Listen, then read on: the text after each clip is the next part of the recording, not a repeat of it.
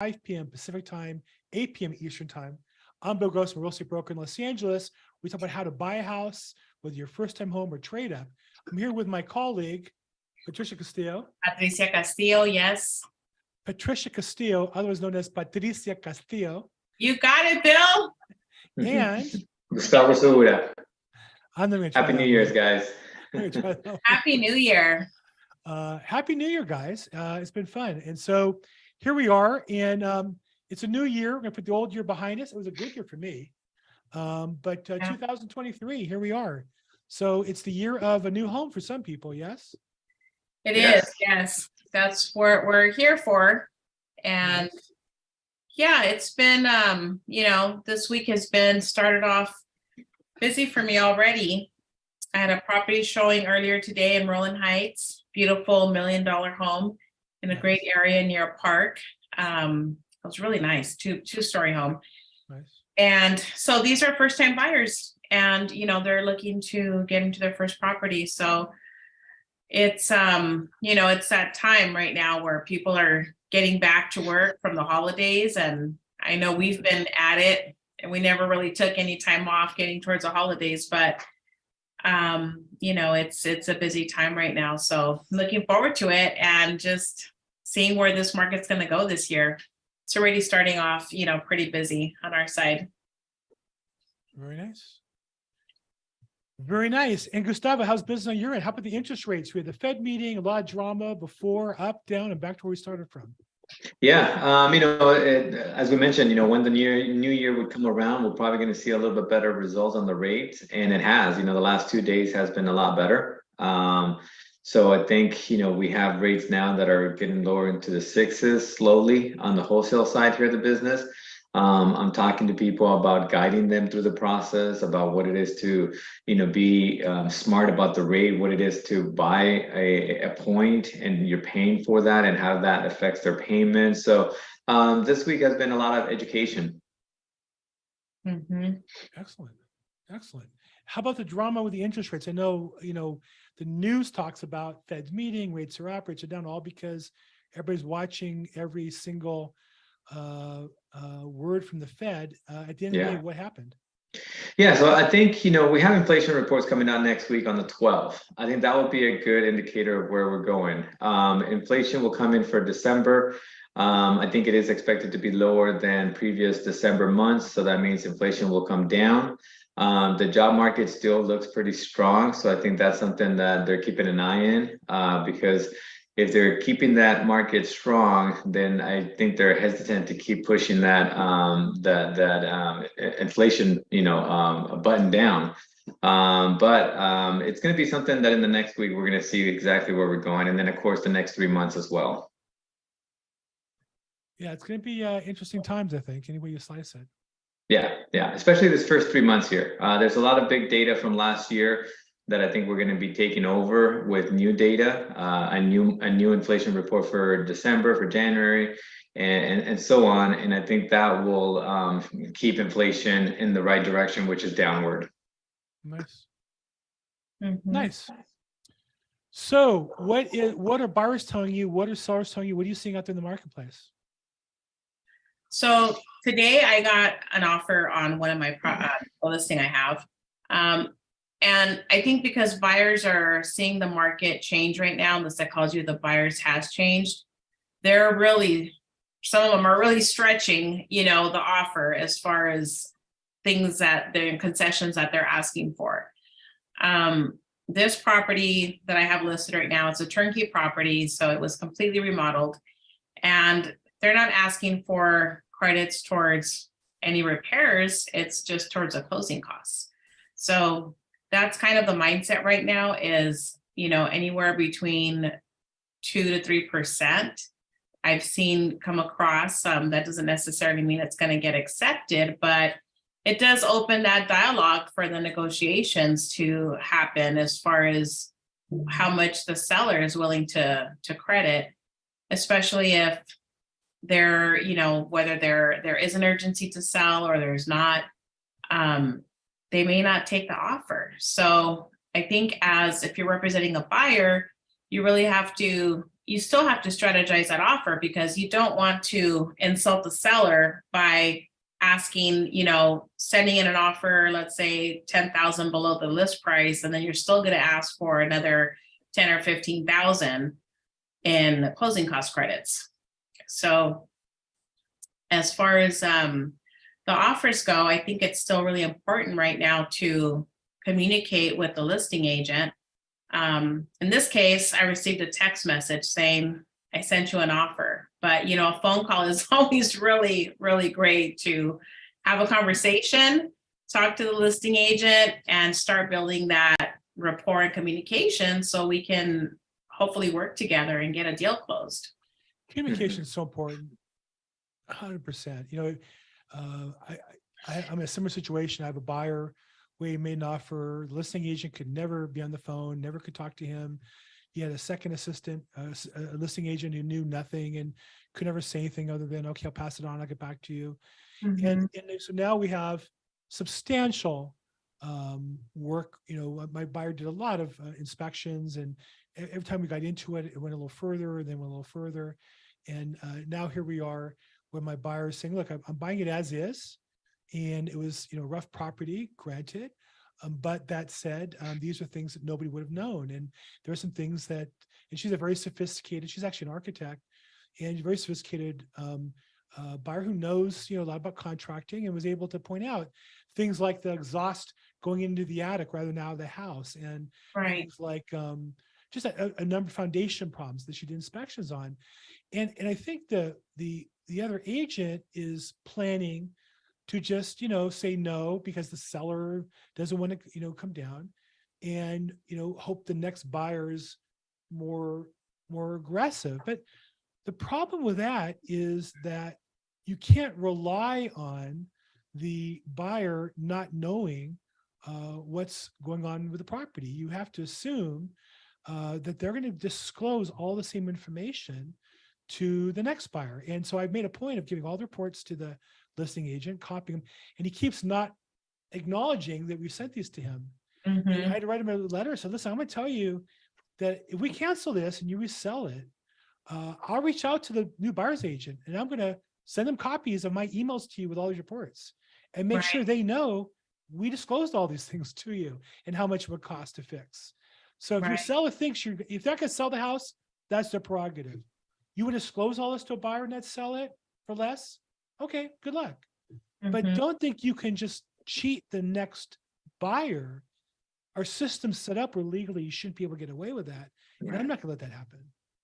Right. Yeah, I mean, it's the ethical thing to do. It's the right thing to do. You have to share those reports with the next buyer, even if you're not able to come to an agreement with the existing buyer. So,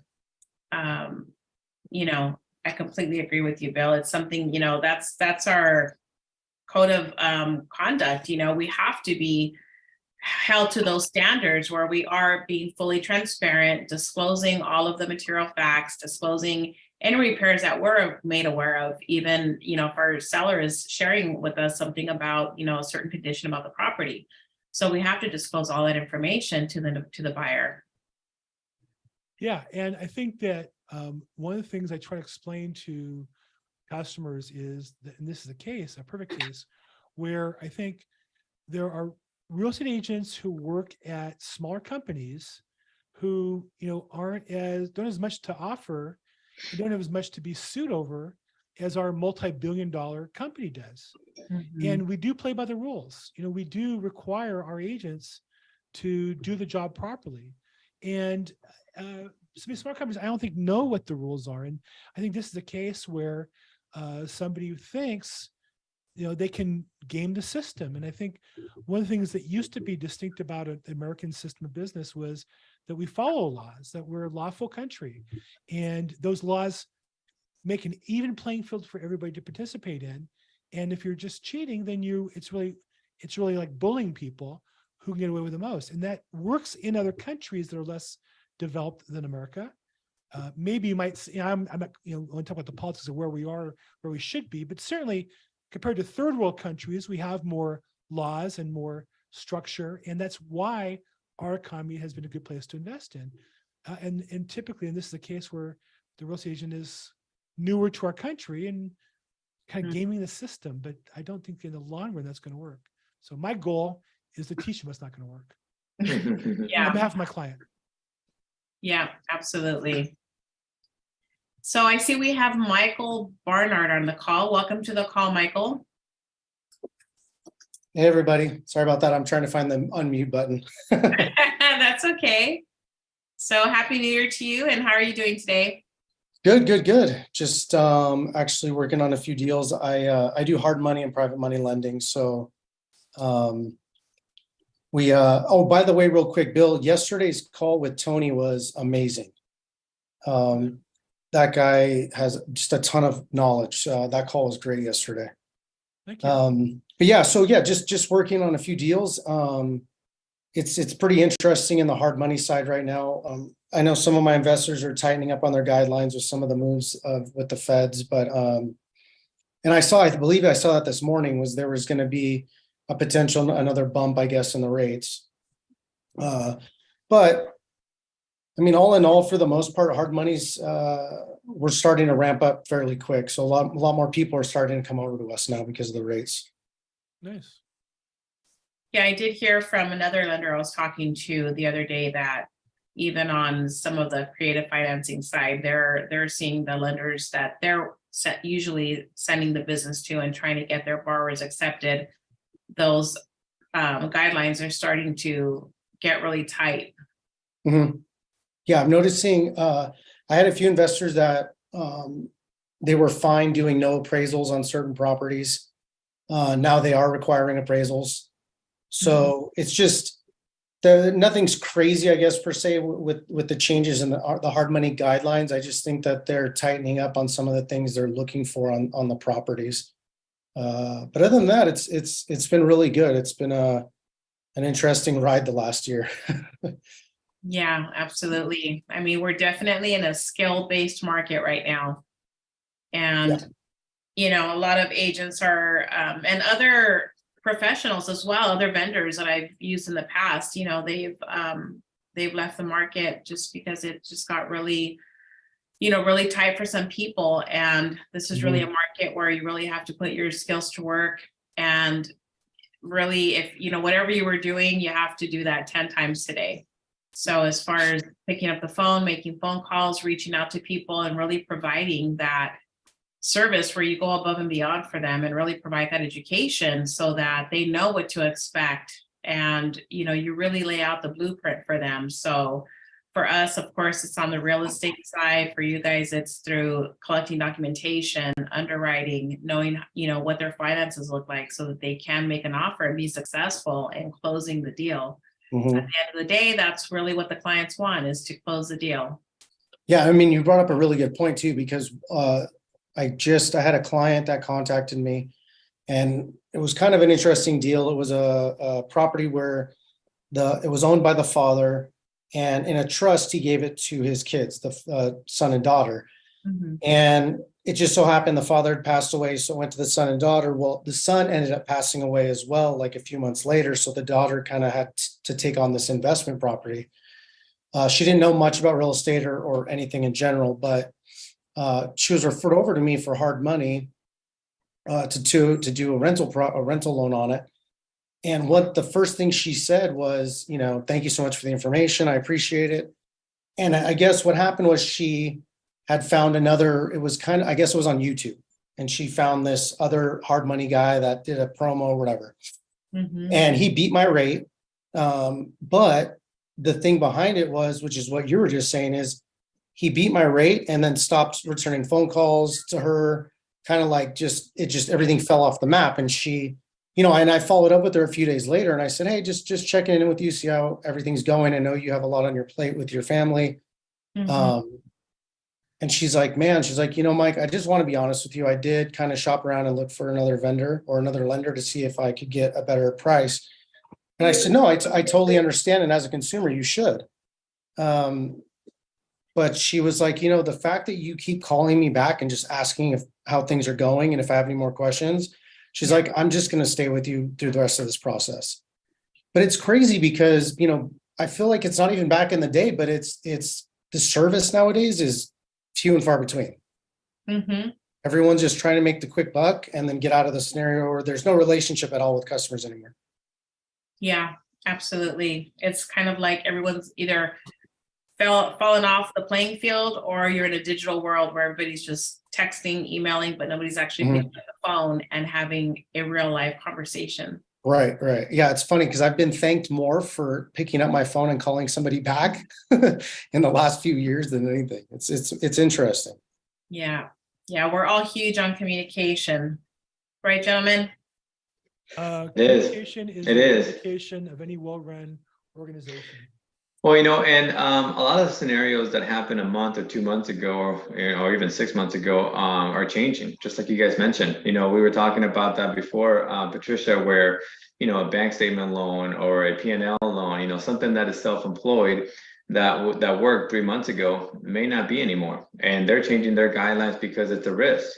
For the hard money lender, they're looking after the maybe improved value, right? What does that look like after they're going to do some repairs, if it's a fix and flip or anything like that, with property values changing, for that bank statement loan, they're also looking at, what is that going to look like if the economy changes? What is their income going to look like? They want more down payments.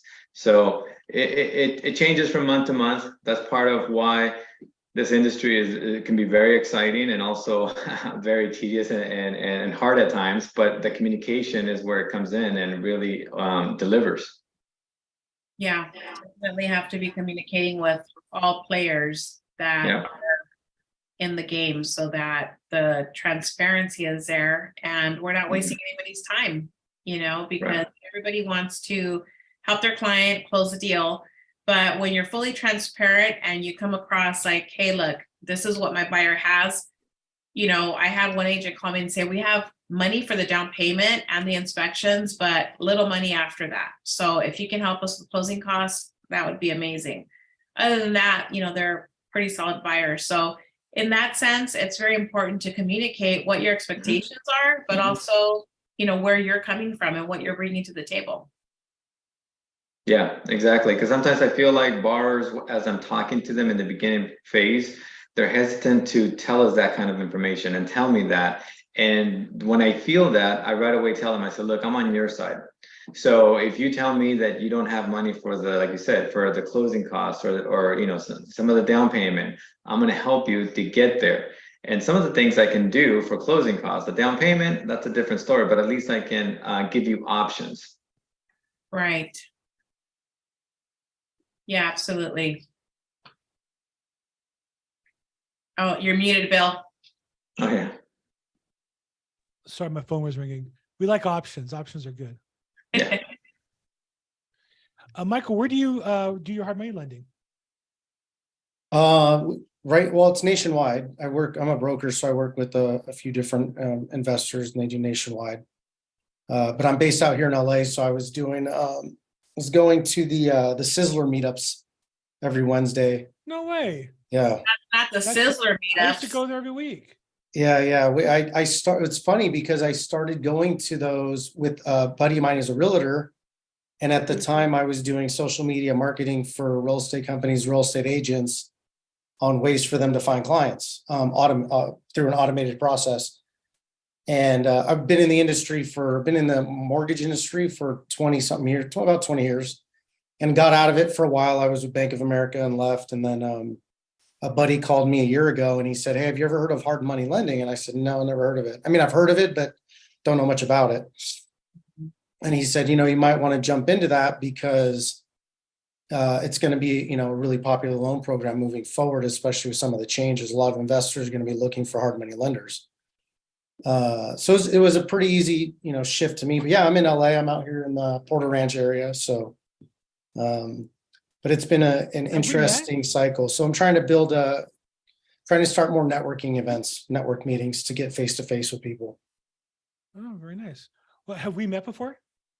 You know what? I think I met you in person once or twice a long time ago. And that's how I started following your calls. I used to go to that event every week. Yeah, I could have sworn I met you a few times because I was there. Yeah, I was there pretty much every Wednesday as well. And then, so for networking, you might want to go to next week on Thursday. There's a live event in Culver City area. Where do you live? What area? Porter Ranch, you said? Porter Ranch, yeah, the one, yeah, the So it one. might be a bit of a drive, but in Culver City, it's the biggest event I'm aware of. About 250 people show up, about 50 vendors. Oh, wow. There's some hard money lenders there. LAREIC.com. Okay. I would check it out for you. Yeah, I'll definitely check it out. I'm just trying, like I said, I'm somewhat new to the hard money spectrum, so I'm trying to get out and meet with realtors and loan officers and kind of see what the struggles are with getting loans done and you know what's out there in the market. So I definitely want to stay up to speed with all the changes on the regular conventional side too. Excellent. Yeah, attending events really helps to get you in front of people, get to know more people. And then you learn when you're there because you're hearing other conversations, you're hearing situations and experiences that somebody just encountered that day or the day before. And so it helps you. So you're navigating your next deal. You might be encountering a similar situation and you'll remember the things that you learned by attending the last event. So it's fun. It's fun. It's inspiring, and it keeps you engaged and motivated. And as Bill says, the more you participate, the more you earn. The more you help other people. That's how it works. That's right. Yeah. That's just the rule. That's just how it works. Yeah, the Lyric event is a great event. Whether you're a professional, for sure you should go. And if you're in the area, it's a great place to show up and meet people. I'm actually the official podcaster of the event. Los Angeles County Real Estate Investor Association, or LAREIC.com. The event's the second Thursday of every month. So it's next week, Thursday, January 12th, 6:30 p.m. And there's a speaker, there'll be about 250 people there. That's the room. And then there's a vendors expo before that. It opens up around 5:30. And guest speaker on multifamily investing. I know Abbas, he's a colleague of mine, great guy, great friend. How to get started investing in multifamily property. So you're looking at investment property. And then I think, again, for Michael or other professionals, it's a great place to network and meet other professionals who are vendors or meet other customers as well. So if you do come, it's free event, free parking. And if you do get there, come by and say hi to me. And love to have you guys all show up. Yeah, I appreciate that. Thank you. Cool. What else we got going? Well, this Friday is the Agents Helping Agents event. Yeah. So maybe you can post a link to that, Bill, and everybody's invited to attend. If you're in the real estate profession, you're welcome to attend. It's free. And something similar to the event that Bill just mentioned. It's a networking event. There's always, a lot of information that's shared. Again, That's the first Friday of the month in Diamond Bar at the Holiday Inn. It's for real estate professionals. So we have about 30, 40 realtors and some lenders and such there. Past speaker, Don Hobbs. Mhm. This speaker is Luis Sequeira. He's a top agent in the area. It's not a recruiting event. It's all about skills and networking. Love to have you guys come. And that's free also. And that's at the Holiday Inn Diamond Bar. And I'll put the link in the chat box. And then if you reach out to me or Patricia or Gustavo, we'll have the information for you. I'd love to have you guys come. Yeah. It's great. There we Okay, go. guys. What else we got going on? Well, I think we were going to talk about, Gustavo, you mentioned something about a streamlined refi. So once you get into a property and the rates go down, because we've been talking about leveraging this market to get into a home of your choice today. And, we've talked about the interest rate buy down through the process and what that means. And once you're in the property and it's time to refinance and the rates have come down, then you can do what's called a streamline refinance, where it's much less of a process and it's a lot faster. And Gustavo, you're going to give us some information on that today. Yeah, I think it's a great option that sometimes we don't talk a lot about, because we're talking about seller concessions, right, or seller credits. We talk about the 2-1 buy down, all these things to get you in, to be able to get that, that rate down from the 6%, get it lower, right? On FHA, the rates are under 5.5. So if you're coming in and you have less competition right now, you buy that home and in 6, 9, 12 months, we have a lower rate, then you have the option to do a streamline on a government loan. So that's USDA, VA, and FHA loan. And those streamlines are going to go a lot faster. They have less costs. You won't need an appraisal. You're going to have less documentation. Some of the lenders may not even, to use your full credit report. They'll take a look at your file, what they have, and they'll go off of that. So it's a lot of a faster process for them. And now you can get that rate down even better. And so it's really a win-win if you can buy now where you can get some of those seller concessions. And then later on, you take the streamline process and then can refinance. Now, it's not going to be, we're not going to have this underwater situation, but even if a house was underwater, you can still do a streamline refinance. So there's a lot of flexibility within those streamlines. Mm-hmm. Yeah, because they'll do just a quick desktop appraisal, right? Yeah. Where they're sending a physical appraiser out to your property. They have the property from the past, but they're also using the online analytics to show the values and the current sales. So because they just closed on your loan recently, which would be in the last, maybe 2 years, they don't need to send a physical appraiser out there, which Correct. is part of the streamlined process because it gets you there much faster. Yeah. The other thing too is, you're paying this upfront mortgage insurance premium with an FHA loan. So depending on when you refinance, you're going to get this credit off of that. So you're not, repaying that again. So if you're refinancing, 9 months or 12 months later, we have a calculation that we use in order to say how much of a credit you're still going to be getting for what you just paid 9 months ago. So there's a lot of flexibility within the streamline in order to help lower the rate, not overcharge the consumer, because again, it's a government loan program. So they're not looking to, keep making money off of you. That what they're looking is to be able to help the consumer and get into a better rate because the market is turning and they can take advantage of that situation. So there's flexibility as well within the upfront mortgage insurance cost. Typically, every FHA loan will always have an upfront mortgage insurance cost, but when you're doing the streamline, there's going to be a credit that you're going to be able to use, so you don't have to pay that all over again. Yeah, and I think the other, the other benefit of the streamline process is the lenders, since they're not, getting a lot of the business right now on refinances like they were in the past few years when the rates were down, lenders were busy with all of their refis coming through their desk. So now this is a great time for them to keep your business, right? So they want to help the consumer with the streamlined process, hold on to that customer, hold on to that borrower so that they can, even if they're giving you a better rate, they're still retaining you as a customer. So that's like the customer retention side of it as well. So they're not losing this customer to another lender that's giving them a better rate. They're still holding on to that business.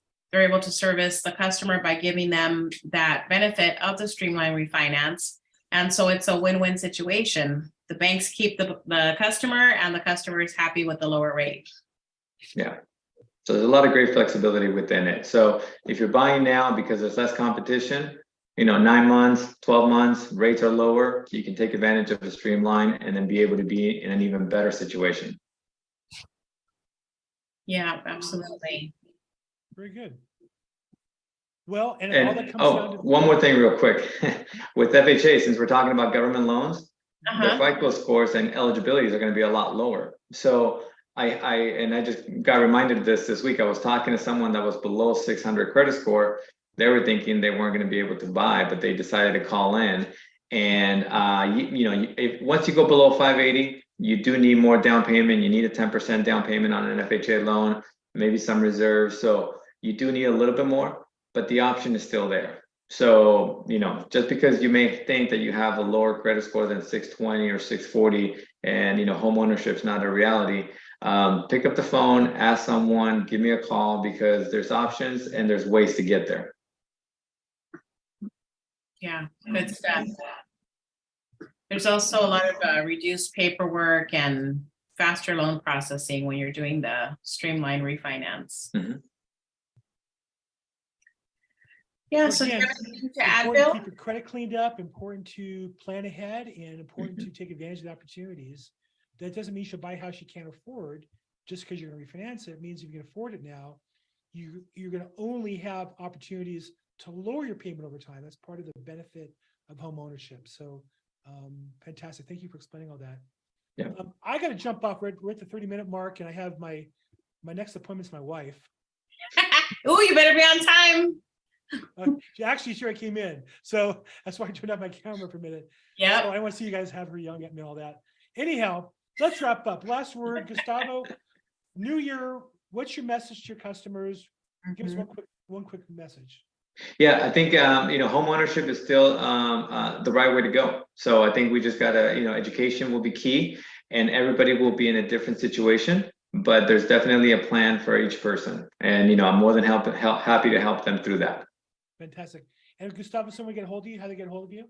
Directly at 714-334-4563. Fantastic. And one more time, the number is 714. This is your Sendero Home Yeah. Loans as a company, right? SenderoHomeLoans.com, and it's 714-334-4563. And all that was me stalling because I meant to get up your website, and Oh, gotcha. I was slowing this trigger today, but I love your picture right there. There you go. There's your phone number. There it is. Purchase or refinance, either way, get in on the job. Very good. Thank you. But thank you so much. And Patricia Castillo. Yep. Or Patricia Castillo to us gringos. How should somebody get a hold of you if they want to talk to you about buying a house? Absolutely. So my phone number is the best way to reach me is my cell number, and I'm at 323-365-9909. And I'm so happy that everybody is here watching. We're excited to service everybody, and just give us a call. And if they want to reach you on the IG, since you're all that and a bag of chips. All that. Yes. So my IG handle is basically my first and last name. So Patricia Castillo, Sales LA oh, that's it. I was giving you my email address, which is the same. Okay, so it's Patricia Castillo, Sales LA. Sales LA. Or if you're gringo, you can put Patricia Castillo. Sales Yeah, LA. Either Castillo, one will Sales work. LA. Fantastic. Thank you so much. Everybody, thank you for being on the call today. Thank Appreciate you. you. Love you. Yeah. We're gonna help you make 2023 your dream year. We're here That's to right. make it happen. Thank you so much. Yep, everybody. let's get it. Thank you, guys. Yes, guys. Bye-bye. Thank you.